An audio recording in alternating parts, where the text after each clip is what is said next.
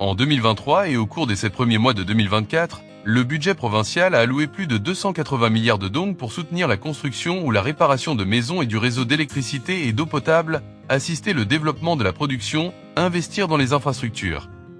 Le parti et l'État nous ont aidés à avoir une maison très confortable. Avoir une maison, c'est un grand bonheur. Je pensais que je n'aurais jamais l'occasion de construire une maison.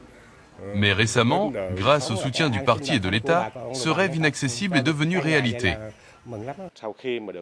Les soutiens accordés aux populations ethniques minoritaires renforcent leur détermination à s'affranchir de la pauvreté par le travail. Ces soutiens contribuent également à maintenir l'ordre et la sécurité au sein des communautés.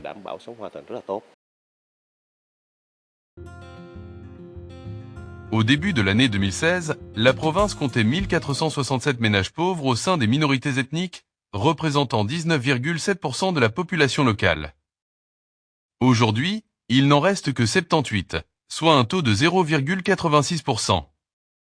Ces dernières années, les minorités ethniques du district ont fait de grands progrès en termes de conscience et de responsabilité vis-à-vis de leurs conditions de vie ainsi que de leur engagement dans la production.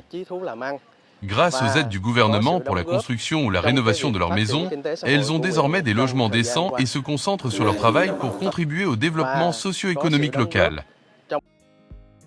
Bar Yavung-to compte actuellement près de 9000 ménages, soit 25 700 personnes, issues de 38 ethnies minoritaires, représentant 2,3% de la population provinciale. Les principales ethnies sont les Wa, Khmer, Tay, Nung, Choro. Fort des résultats obtenus dans la mise en œuvre des politiques pour les minorités, Bar Yavung-to s'est fixé pour objectif de réduire rapidement et durablement la pauvreté. L'objectif est qu'en 2024, il n'y ait plus de ménages pauvres au sein de ces communautés.